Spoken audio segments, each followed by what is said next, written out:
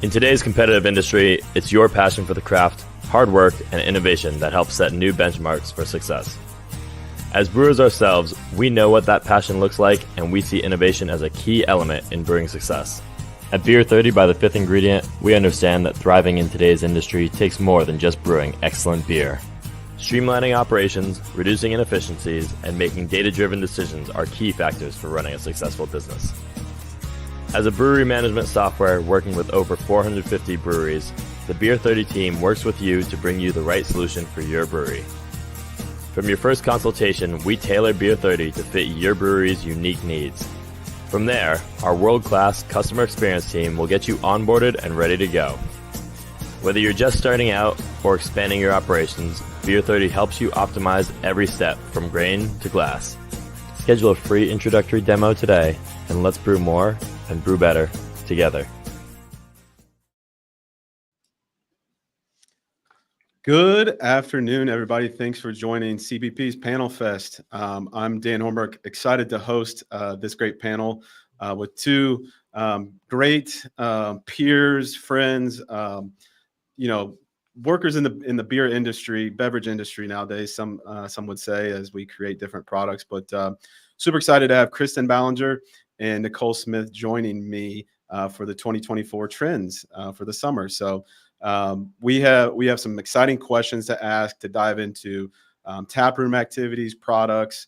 What are the trends in the products, and also just some growth drivers that you all have seen that we can share with some of the other breweries out there in the world, that maybe they can help them and drive them in a great direction to continue to build success.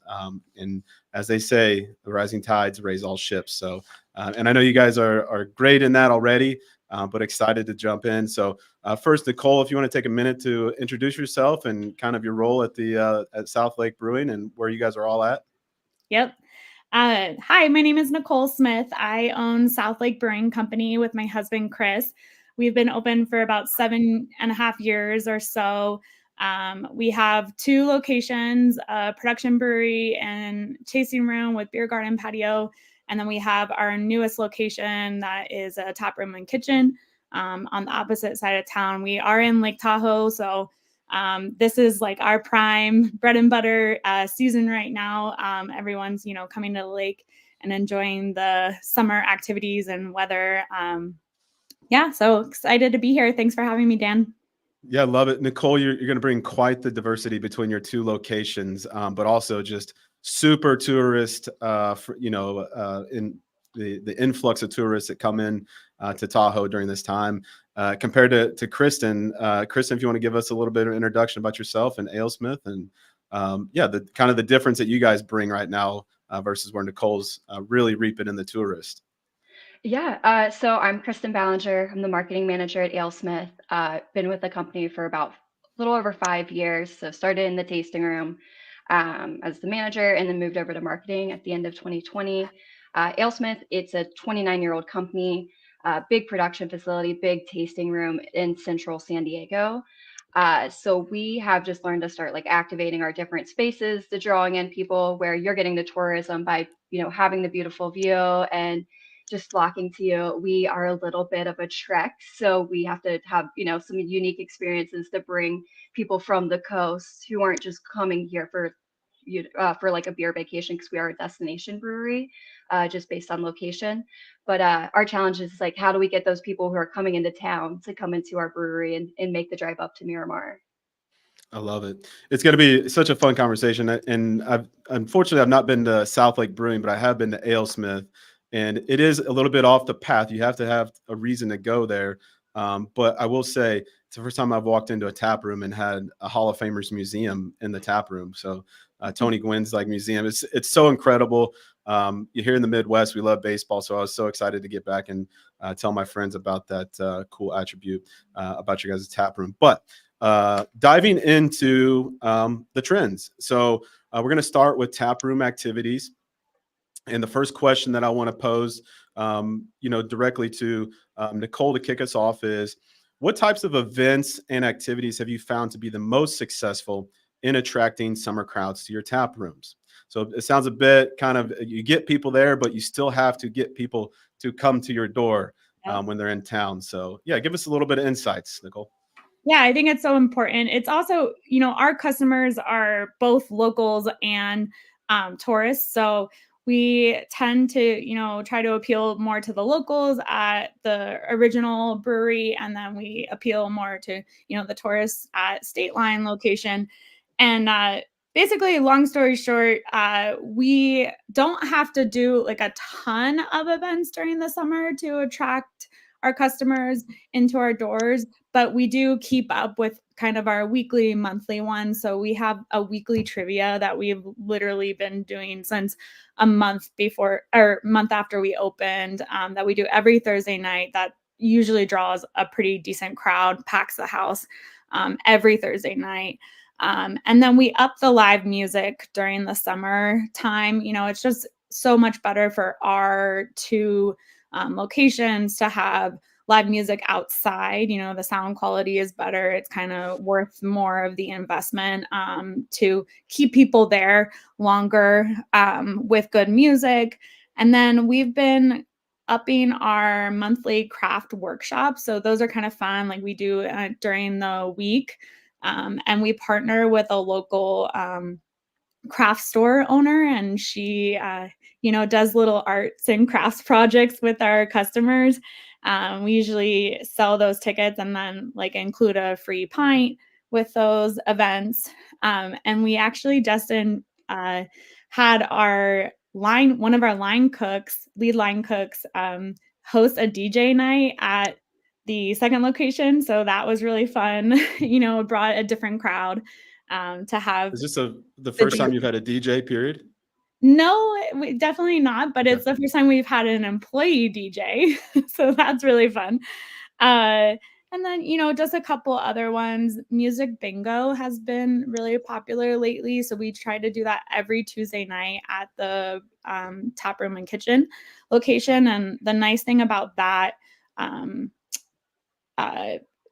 experience that we're tapping into with a company called Singo Bingo is that our bartender that works Tuesday nights, he's like so great. He's awesome, pouring beers at the same exact time as like putting on this free game to play for our customers. So I love it. You're getting your employees involved in different events as well, which is fun. Probably gets them excited that and others like, hey, maybe I can suggest an idea and I can get involved in some way. So yeah. hats off to y'all. Kristen, how about you guys? How do you draw those people, from those beautiful beaches in San Diego over to your spot? So we do a lot of events. This past weekend, you brought up Tony Gwynn. We just had Tony Gwynn Day at the brewery on Saturday, which is one of our busiest days of the year, where we do like some beer releases, food pop-ups, live music. Some other stuff that we've added recently is we've just learned to keep activating our space. If there's room to be able to add more tables or add something else to do to increase the experience, we added 2 golf simulators this year. And so this is our first summer going with it. So growing the traction of it, and we book it 7 days a week, and it's been a nice addition so far. And not just adults, but also like right now before school starts, we've been seeing a lot of families come in and take advantage of the golf simulators. Yeah. And it's not just golf where it has like soccer, zombie, dodgeball. So it kind of has an array of games. So it's not just your typical golfer coming in practicing their swing. It's all kinds of games between baseball, I think cricket's on there. So just different fun activity while you're there. Because we are a destination, there are a bunch of breweries. So we're in Miramar area. They call it Beer Mark. There are a lot of breweries just on that street between Mira Mesa and Miramar. And we are centrally located. So San Diego has this big like divide of, if you're in North County, it's hard to get people to leave North County. If you're in South County, everybody kind of sticks with their neighborhoods. But adding just different events, the golf simulators have been great. We do cornhole tournaments. We work with a local like group that hosts cornhole twice a week in tournaments, sometimes 3 times a week, and that just brings a big group of people in, keeps them there for a while, entertained and fun, and just giving a little bit of like that backyard feel to it. So we've been trying a lot of different things that have been successful. A lot of them have been working with like we have some community partners that have just been great bringing events. So we do trivia every week, but last week we have a group that's called like the Pacific Puzzlers. It's a competitive puzzling group, and they come once a month, sometimes more depending on tournament times, but it just brings a crowd to where there's different things. I mean, we've done D&D nights. We have like a monthly anime mini conference here, or mini convention, excuse me, that we have at the brewery. So we kind of we try different events that appeal to different type of beer drinkers or different folks in San Diego who are visiting, and just giving them something, outside of just having great beer, but being able to have an experience and get to hang out a little bit longer, and having something to, do and enjoy while having beers. Yeah, totally. Something I want to kind of lean into here. You said the golf simulators aren't just for the adults; they're for like families have come in to enjoy them too. I'm going to go to you, Kristen, first. How do you balance creating that family-friendly environment while still maintaining kind of that traditional brewery atmosphere? Yeah, and we have a little bit of an advantage of having a bigger space. So there are, like, if groups of kids come in, there's different spaces that families can take them. But we have like board games and just having non-alcoholic options, food options, and just things to keep entertained while the parents are enjoying. And majority of all of our events outside of beer fest, like big beer barrel aged beer festivals, would be like family friendly and just trying to, open up. We welcome families. Right. We talked about it briefly before too, is that we get a lot of baby showers, and like for private events, we get a lot of baby showers and a lot of 1-year-old birthday parties. So we do get a bit of a crowd of kids, but it's been a nice balance. And I think we've been pretty lucky, and our team's just great with managing it to where it isn't, like the Chuck E. Cheese where you're like, oh my gosh, there's kids running around everywhere, I can't relax and enjoy. It's a space for everyone. And there's just like different placements, or like plenty of tables where families can be at, and still can sit at the bar and enjoy, if you're trying to try a speedway flight, that you're not going to be interrupted by a group of kids, that it's pretty well maintained. Good. Just as long as there's a rule, no cake smashing for those first birthday parties. That could be a mess. Nicole, I think you spoke about before, like, what is your strategy? And I think you had some interesting elements to how you guys really prepped your outdoor space to be kid friendly and also safe. Yeah. So by the time we actually created and constructed our beer garden at the brewery, we had already had a child, Chris and I. So because we were parents ourselves, we kind of, kept that in mind. So we made sure that the beer garden was almost completely fenced off, and completely safe from, the parking lot that was literally right there, or the street or anything, so that parents brought their kids into the beer garden and had a good safe space. We also made sure that we had the ground be pea gravel, so it's like literally it's dog friendly, it's kid friendly, it's not like turf or grass or anything like that. So we made sure to have those two elements when it came to creating the beer garden space. And then, just having yard games, Legos is a big hit at our brewery. We have a couple boxes of Legos, and we tried to do that as like a once a month event where people would bring their own Legos. We called it Bricks and Brews. Love it. But it didn't gain a ton of traction. So we just, kept the Legos available for the kids to use, or kids at heart to use. And, just safety in mind, again, making sure that the production area is roped off or like sectioned off and away from any child that was trying to, get in there. But yeah, going back to the first birthday, it's because, that's really the parent celebration, that they kept their 100% alive and thriving for a year. That's why you get a lot of first birthday parties. I love it. This wasn't a part of it, but as it's not part of the questions I've asked, I'm going to ask you guys, but it is now. Being that you guys have both dealt with like these birthday parties and things like that, do you guys do any marketing, or like, hey, book your kid's birthday party, or hey, book your birthday party here at the brewery? Nicole, I'll ask you first. Do you guys do any marketing behind that? Just things are so diverse nowadays for events. So this is a unique one, I think. So we've been around long enough that I got really burnt out with private events.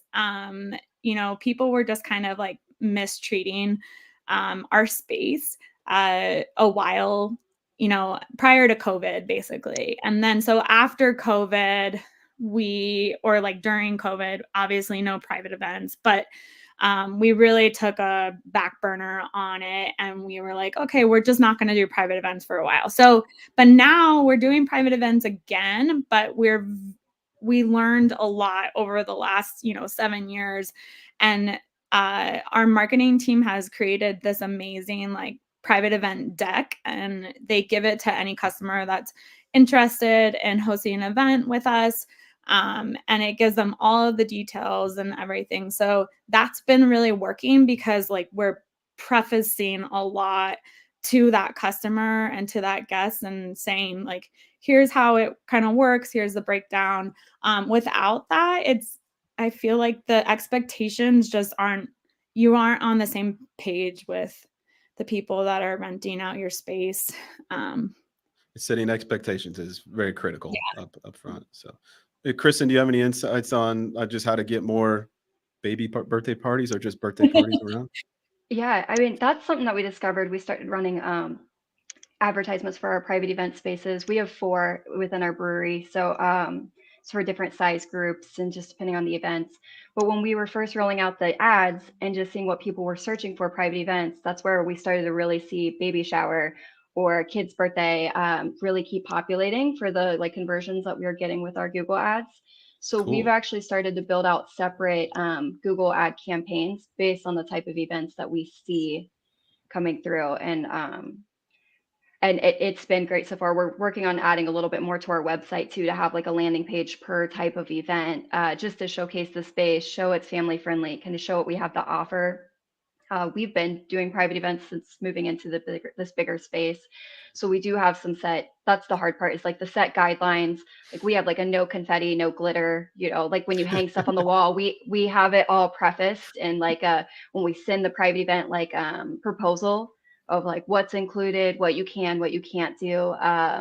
We've learned over the years what we have to mention in there. And I mean, glitter and confetti is just one of those, because those are very difficult to clean up, or any holes in the wall. So that's the hard part, because a lot of times it'll feel like bare bones for the people throwing the event, for the host, and they'll want certain things, and it may damage your space. So you just have to set those straight up when you send the proposal, and just giving them those guidelines. And if they don't follow them, then they signed off on it, they sent it, and just communicating with the host.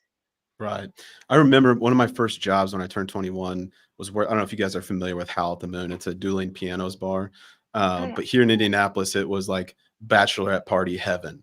And I have never picked up so much glitter in my life than at that place. So that's a great thing to add into the contract there, because it is a pain in the butt to try to pick up.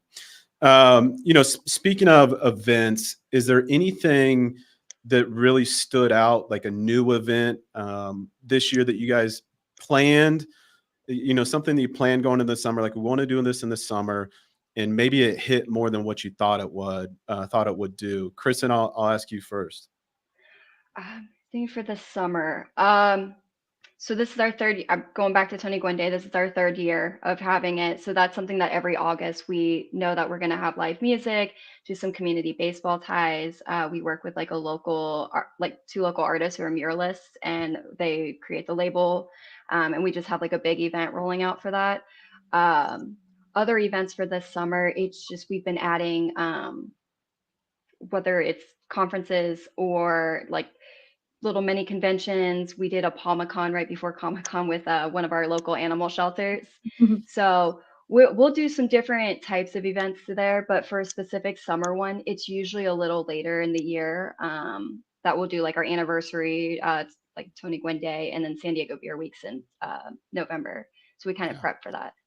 Love it. Nicole?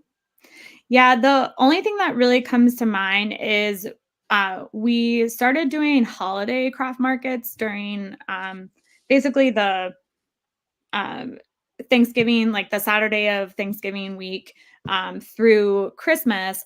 every single Saturday we would have, 10 to 15 local craft vendors come and set up shop and sell their products for holiday gifts, right? And so our marketing and events team had this brilliant idea. Why don't we do this during the summer as well? And this would help with our local craft vendors that maybe summer isn't their busiest time, right? They don't have as many opportunities to sell their local handmade products. So yeah, every one Sunday a month this summer, we're hosting craft vendors throughout the beer garden, throughout the inside of the tasting room. And it's just a really great way to extend, that event idea, like past just the typical season to have it. I love it. Lean into stuff that you see success, Right. and double down. And you're engaging your community. You're getting other people in there, and I love that idea.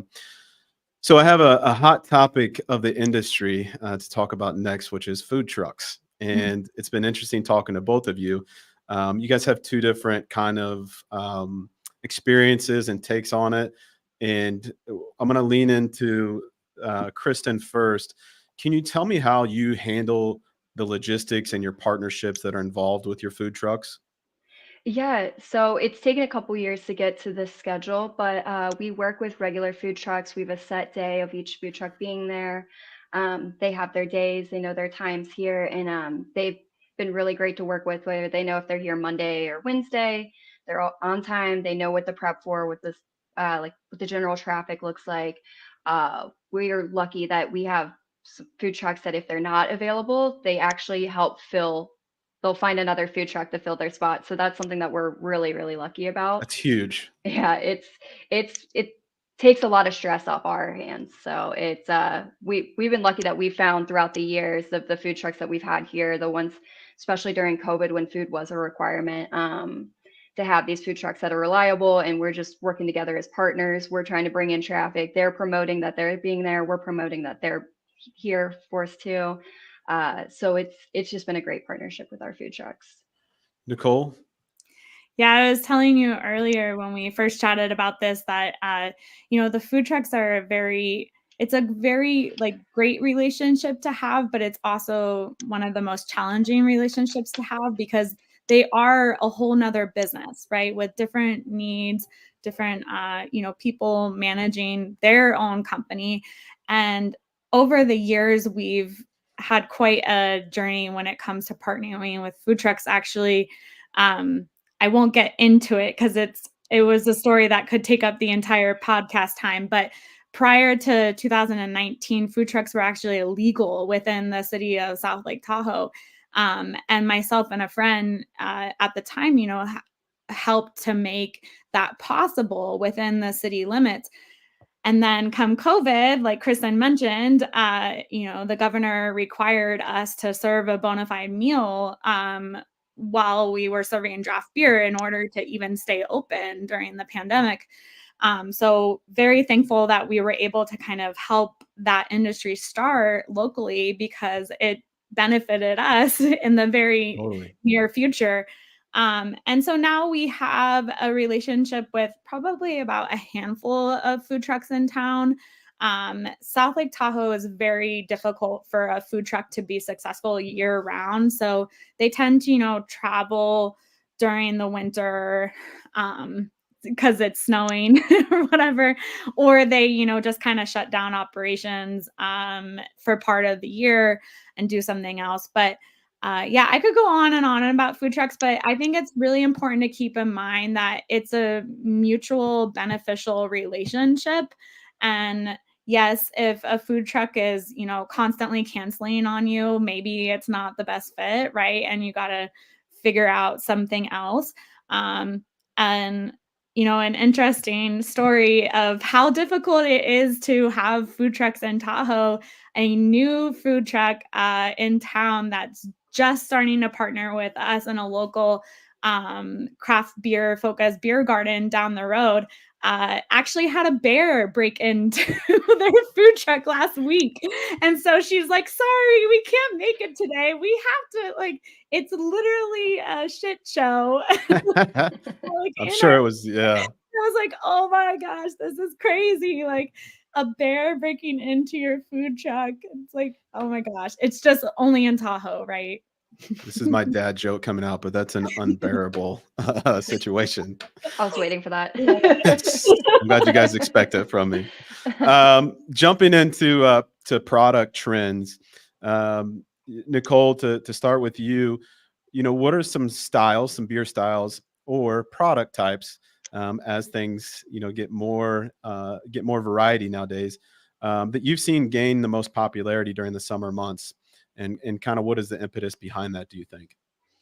Yeah, well, I think the biggest trend right now, I mean, well, typical that always happens every summer for us at least, is we have a blood orange blonde that is one of our flagship beers. It's called Marlette Sunrise. The can label is very vibrant, very summer vibes, right? And so that beer we tend to see sell a lot more during the summer months, like rightly so, right? And compared to, a stout or something, right? Sure.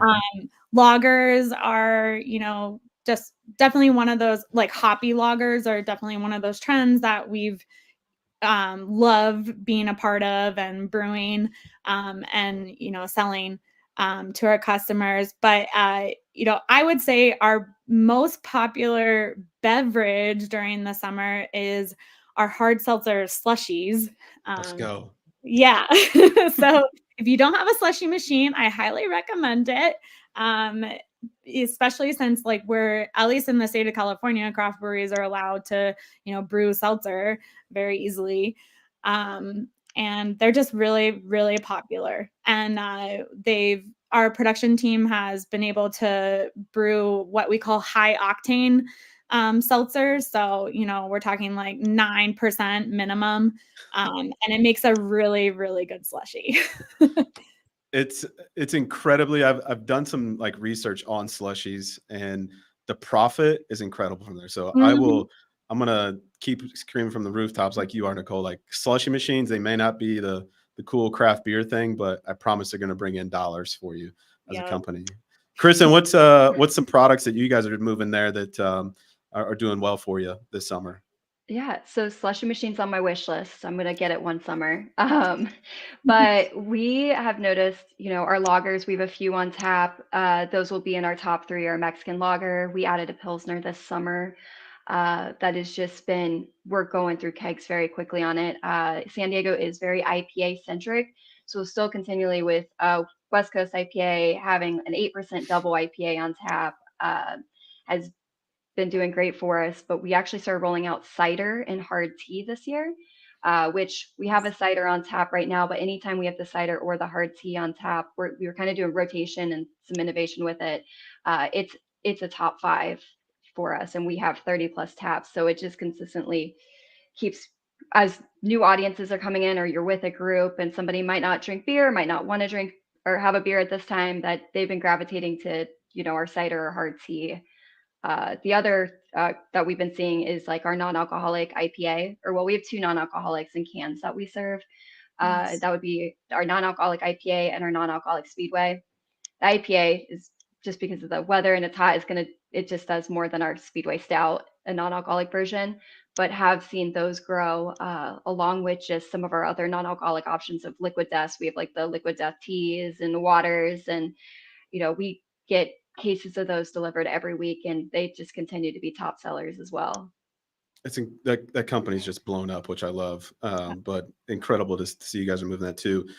Do you leaning into the NA? Have you really seen a difference? Summer 2024 versus summer 2023. Did you guys offer two NAs back then? Have you seen the growth with that specific offering? So the NAIPA we've been doing for a few years now, and we're starting to see it just uptick, especially as we have groups in. There's usually like one out of the group that will want a non-alcoholic option but still wants a beer, or somebody who has to drive and they had a beer and they'll switch over to the non-alcoholic, kind of using it as like a spacer Yeah. versus just completely switching to drinking non-alcoholic beer the whole time.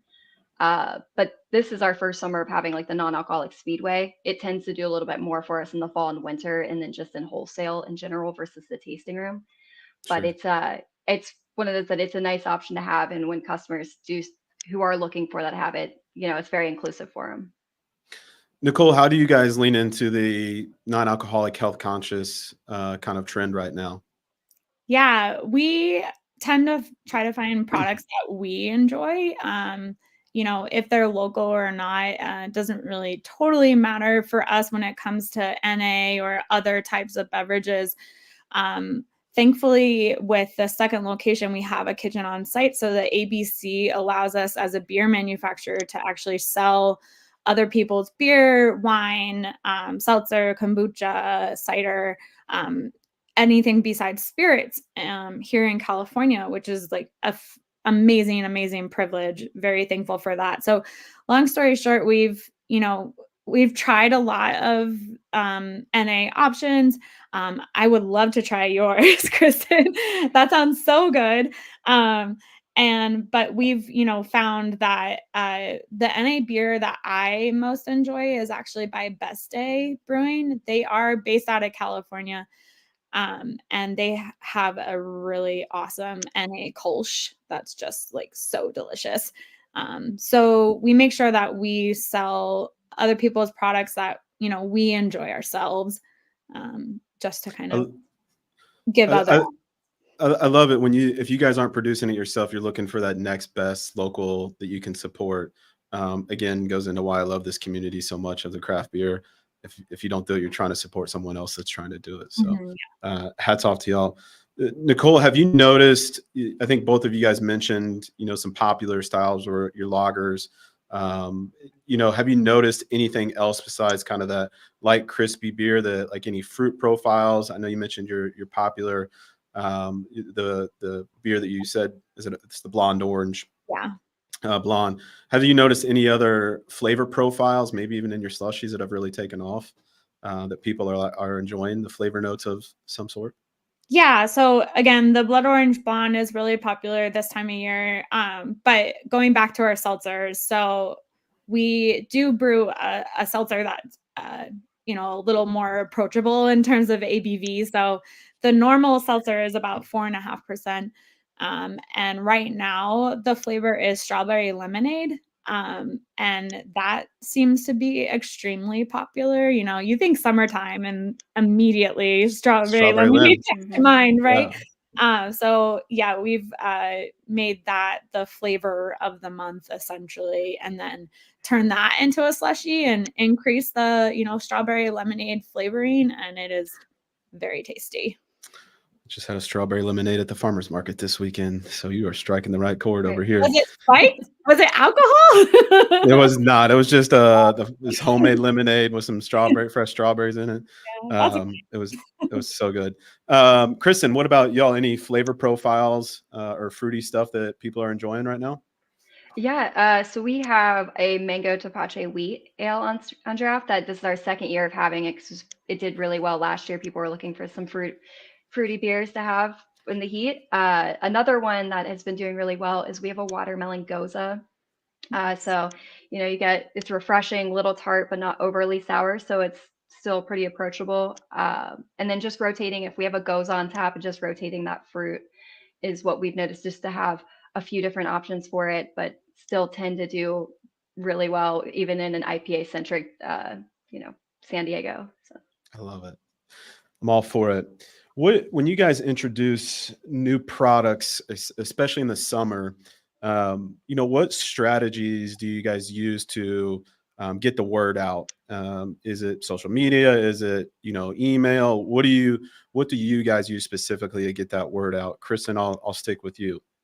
yeah, a lot of it's social media. So as we've seen, like Instagram Reels just continue to grow and showcasing it there.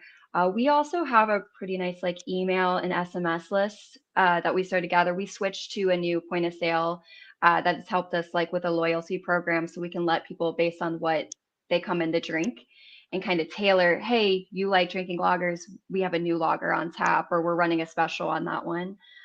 So we do a lot of email and SMS marketing as well as social media. I love it. And being tailored is very unique there. So it feels personalized. Nicole, how about y'all? Yeah. So whenever we release a new beer, we tend to, market it on Instagram primarily. We'll send out an email about the new beer on tap. Just kind of typical marketing strategies. But it's important to tell people about it, right? I mean, you could release a beer and it's on tap, but not everyone's going to know unless you tell people. So when it comes to our seasonal beers that we release, 1 time, 2 times a year, we tend to always, make sure that we do the full kind of product release strategy where it includes the marketing and the social media and the emails, etc. That requires like good content, right? Good photography, good photos. We tend to see that if the photo is just of the beer, maybe it doesn't do as well on social as a person holding it or like smiling and holding it or drinking it even.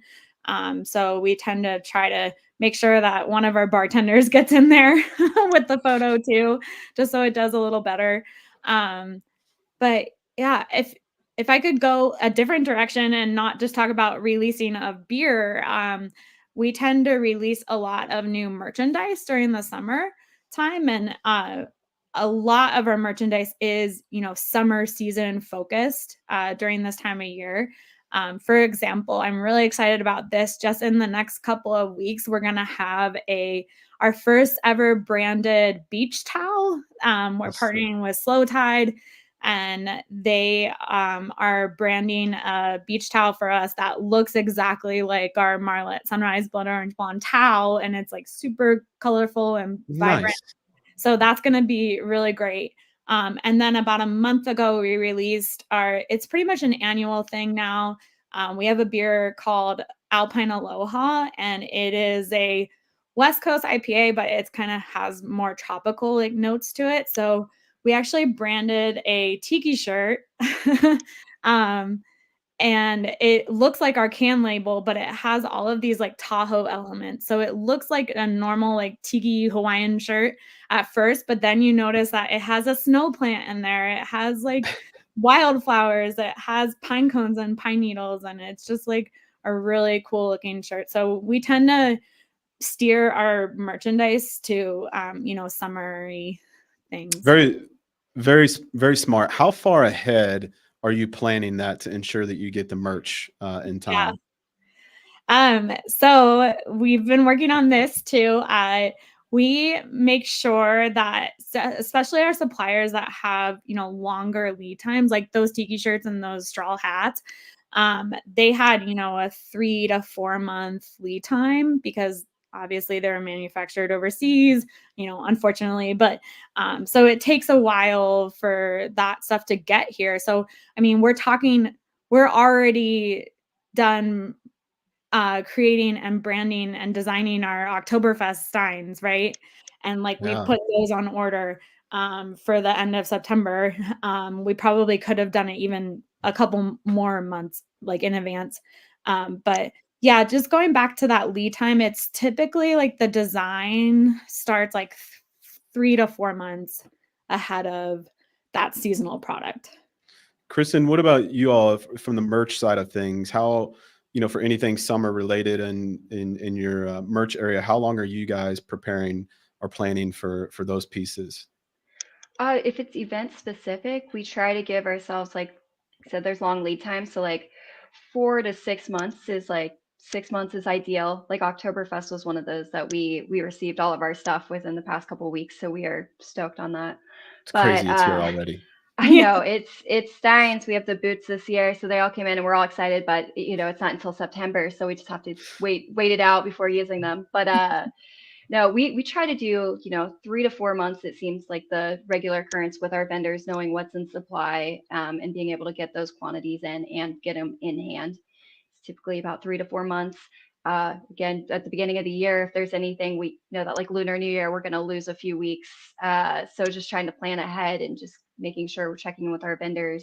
Is there going to be any holdups? Is it going to be on a boat and like just out in the water, just sitting for a few weeks? So really just making sure we communicate like in hand dates, like, is this possible?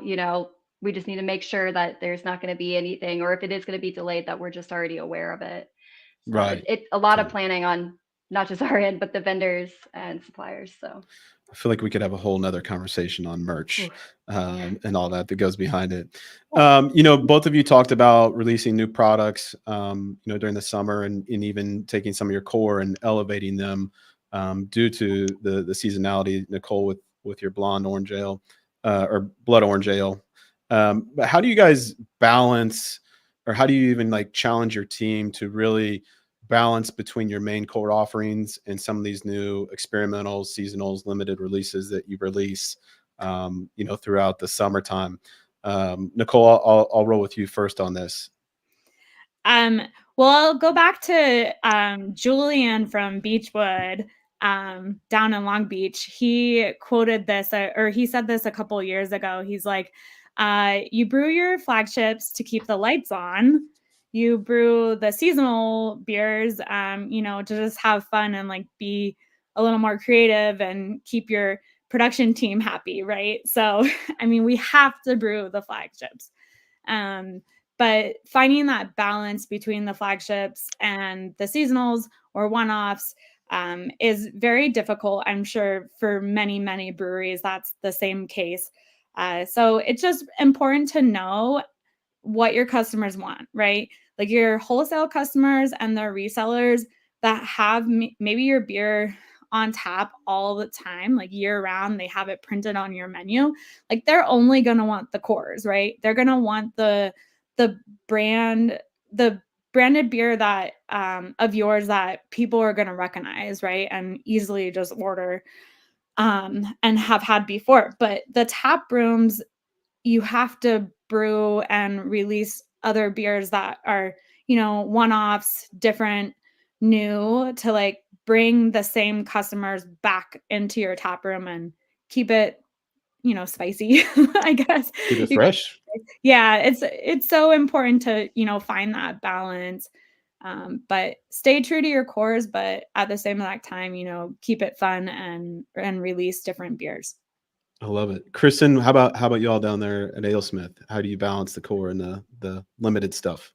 yeah, I mean, I agree. You got to have that innovation to keep, your locals and your regular customers something different to drink every time they try in, or every time they stop in. But having those core and kind of making sure that you're sticking with your branding, that we're not just putting a one-off, just something totally off-brand and off-style. I mean, innovation is very important. Like that aligns and it gives our brew team fun to test around with and have some fun different small batches on draft, but just having that balanced list of beers that people recognize, something new that they can try. And then, yeah, just sometimes you just got to let your brew team also have something that they want to brew and have on tap too, because it's beer. You got to keep it fun and creative. So it's just keeping that balance of like the different styles where, we could have a bunch of IPAs on, but we try to have a few IPAs on, some lagers. We'll still have Speedway Stout with like a couple variants of it, because we do get a lot of out of town people that's the brand that they know.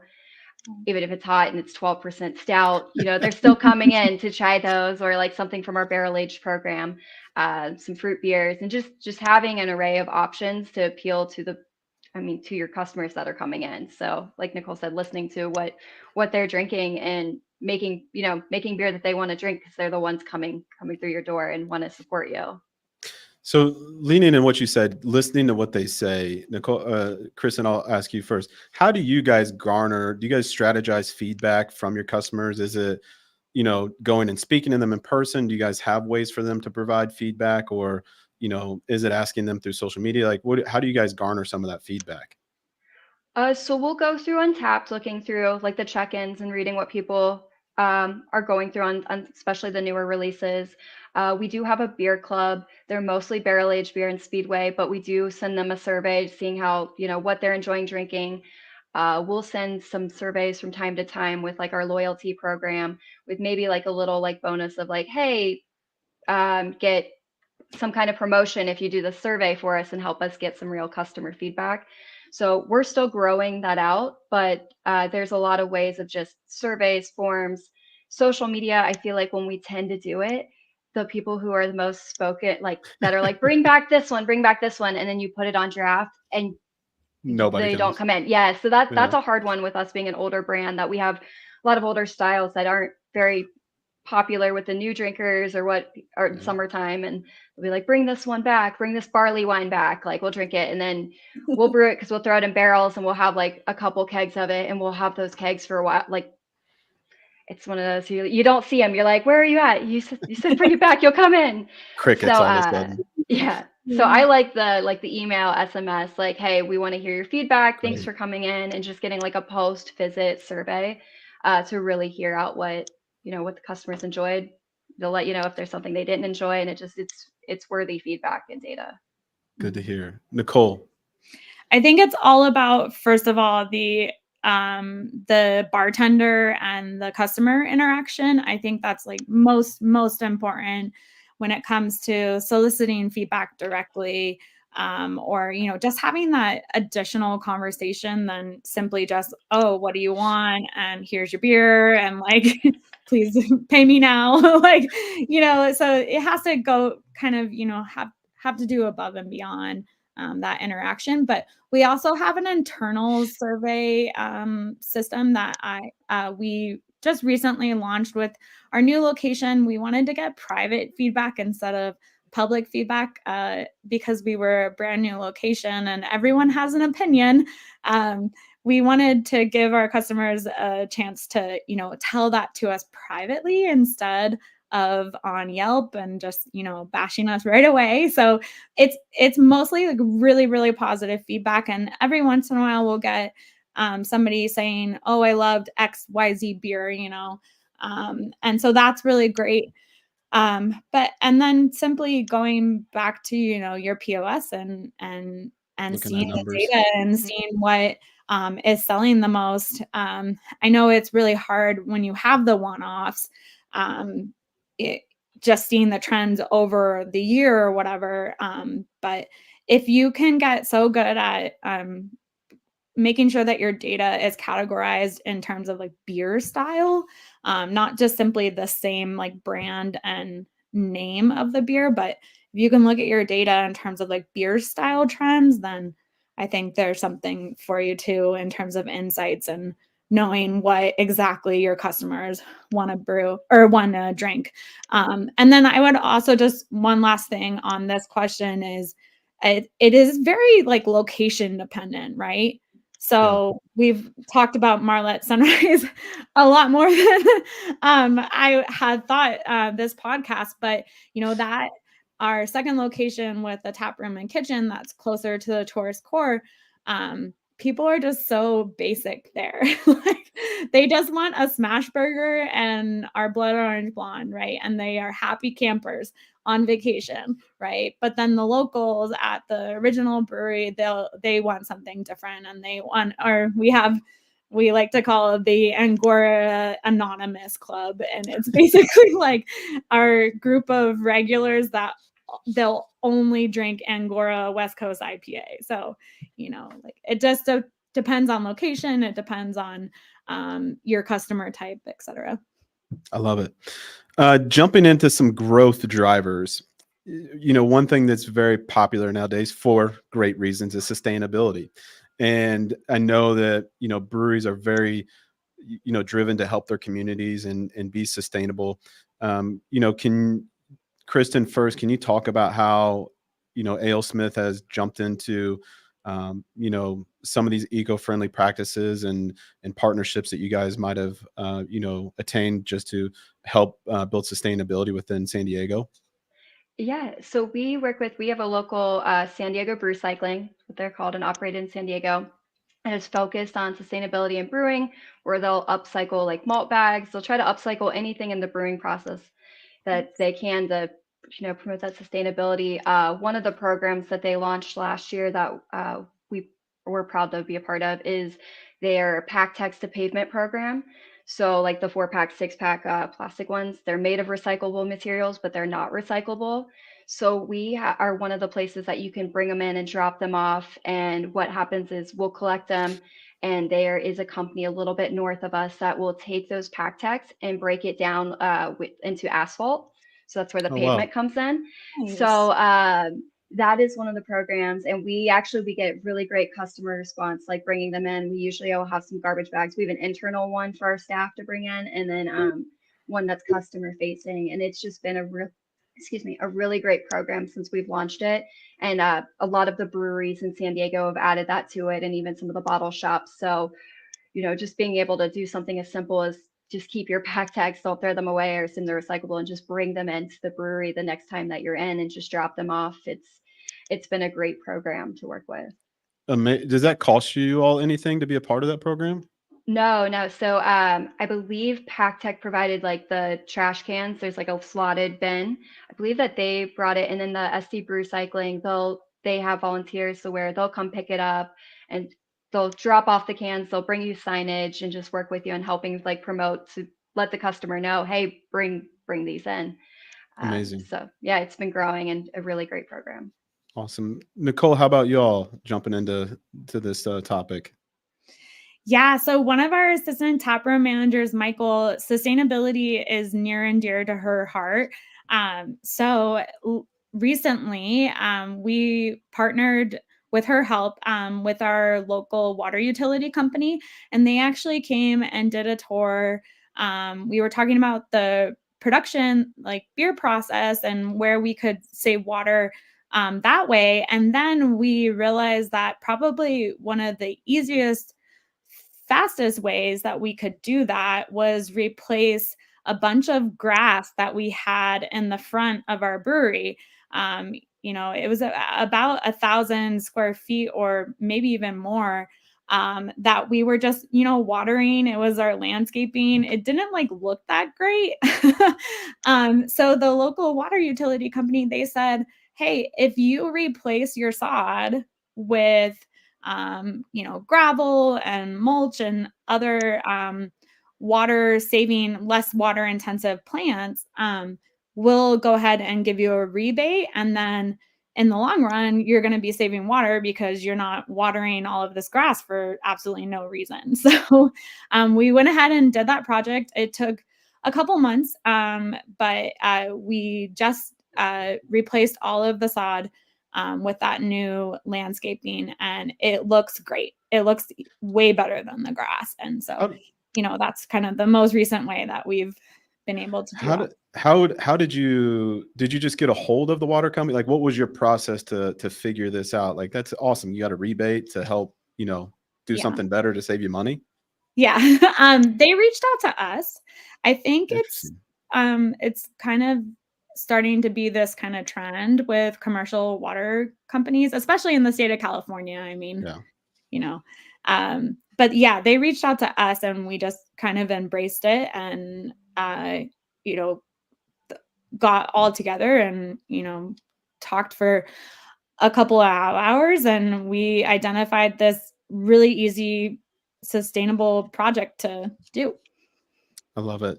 Jumping back earlier, Nicole, you talked about partnering with some other, wineries and breweries, to support your offerings that you don't have.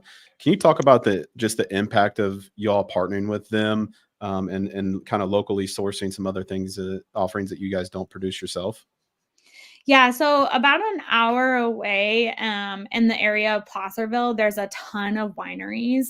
And so when it comes to being able to sell other people's wine, we tend to try to find, the most local wine that we can, that we enjoy drinking ourselves, is, cost effective, and we'll make sure that that local winery, is on tap all the time at the second location. So that's one way that we partner with another local company, but also like going back to the craft vendors and just being one of their outlets, the local food trucks, again, like being a venue for these other companies to sell their products, I think is so important when it comes to, being a good neighbor and being a good partner within your community.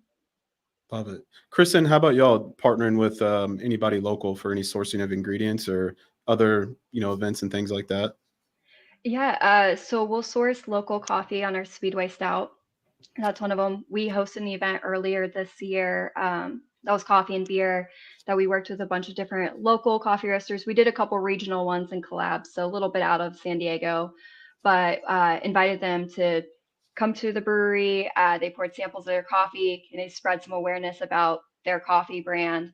Had some local food pop-ups there as well. So like I agree with Nicole of just being a venue to these local companies, these local people, and just being that strong community partner. And just, I mean, it's a mutual feeling. Like it's great to have them at the brewery, but it's like we hope it's just as mutually as great for them too to come to our, to a location, be able to set up and, share what they do with the customers that come through. I love it. You guys are giving people reasons to go there and experiences that are unique to your breweries. So great job. Social media. I feel like, Gen Z is this hot topic in the industry nowadays as they start to become of drinking age and their money can be influenced within our industry now. Social media Gen Z has the phones in their faces all the time. How has social media and the digital platforms kind of influenced your marketing and customer engagement strategies? Kristen, I'll start with you on this topic. Yeah, so more video work, more short 10 to 15-second video clips that kind of get to the point, show what you're offering, what's happening, is one of the ways. We have a TikTok, but it's more focused. We do like Instagram Reels first, and we'll bring it over to TikTok. Certain trends, stick more with Gen Z. We talked about it before. We do line dancing on Monday nights, which is something I had no idea we'd ever do. I would have never put that on the AleSmith bingo card. But it has been, every Monday we're getting, 60, sometimes up to 100 people coming out to do line dancing on Monday nights. And that is pretty Gen Z driven, a younger audience there. So that has been an interesting one for us. The other is just, we're getting a lot more messages just through social media versus, people picking up the phone to ask any questions. So being accessible to answer questions or just ready to go on comments or messages that would be from that younger audience is also just something with that community engagement and just being ready to answer questions on social. So it's been a different world, a lot of video and a lot of like more messages and responses versus phone call questions. I love it. I heard the other day you have 2 seconds to capture their attention and then another 2 seconds to keep it and then another 2 seconds to keep it. So you got to have like every 2 seconds something hitting that's catching their eyeballs or their attention. Nicole, how do you guys strategize social media? Yeah. So definitely we're super focused on, trying to get the Gen Z to finally, drink craft beer and like come to the brewery and check it out. I think they're definitely more experience driven. It's so funny because we actually just started line dancing on Monday nights too. This is a new trend all of a sudden. Yes, I'm seeing. I don't know. Yeah, I would never have thought either that we would host successful line dancing. It's super weird. So, but yeah, going back to the social media, I think, having those authentic, quick video clips, actually our most popular reel ever we just did a couple weeks ago. It was slushy focus and it was really funny. So go to Instagram, go to South Lake Brew Co. We don't have a TikTok. Sorry, you're not going to see it on TikTok. But go to Instagram and watch that reel because it's hilarious. And just going back to our millennials and marketing to them, we've found a lot of success in that email marketing. And we actually have this really cool app that we partner with called Beambox. And they are, they supply a portal that instead of just giving our customers the Wi-Fi password for free, the customers have to provide their email address and their contact information. And then in turn, when they use the Wi-Fi at the brewery, then they get signed up for, our email newsletter. And we tend to see a lot of success with that because it's, direct marketing. These people have been to your place before and they want to hear from you, and they can always opt out, later. But I think just simply capturing that email through the Wi-Fi system is just, it's worth its weight in gold. Totally. Yeah, I think if you get people in and you're offering a free Wi-Fi, you have the right to ask for their information so you can retarget them for email reach outs. So Hats off to, what'd you say? Beam Box, BEAM? Yeah. Beam Box. Okay. Look on that. Okay. We're like right at an hour. I'm going to leave it for just kind of anything that you all want to add. Nicole, I'll start with you. Anything that you want to add to the larger masses of any trends in this from this summer that you have noticed that you want to share with them that can maybe help them grow their tap rooms? I think just making sure that your team is ready and willing and eager to, sell a lot of beer, sell a lot of your products during the summer months is super important. And to make sure that they are fully supported and don't get burned out, I think is really key for us. I mean, we're starting to see like lifetime revenue trends in during the summer, and it's just a lot more than we've ever been used to. And basically, long story short, it all goes back to your team. You got to make sure that they're supported and that they're ready and able to take on this increase of customer demand, because if they're kicking butt, then everything else is kicking butt too, and customers are happy. So Take the time to ask them how they're doing and listen and make sure it's listed. Kristen, how about you? Anything you want to add finishing? I think just trying new things is always great. And again, communicating with the team and kind of explaining the why and being like, hey, we're testing out stuff. Because sometimes, again, line dancing, cornhole, there's a lot of things that we've seen stick. Anime, mini conventions, like there is a lot of different types of events and different types of beer drinkers and interests that it's kind of, try out a theme trivia, try and see what sticks. And you're going to learn from your customers and learn from the traffic like what people want to do and giving them that experience. So I think it's the summer of just try something new. If it doesn't work, give it its appropriate amount of time, but why not try it to see if you can get a boost in sales and traffic during the summer. I love it. Nicole, Kristen, thank you so much. Everybody, if you're in Tahoe, California or San Diego, make sure you go check out their breweries. And we'll see you next time. Thanks again. thanks. Thank you. Bye.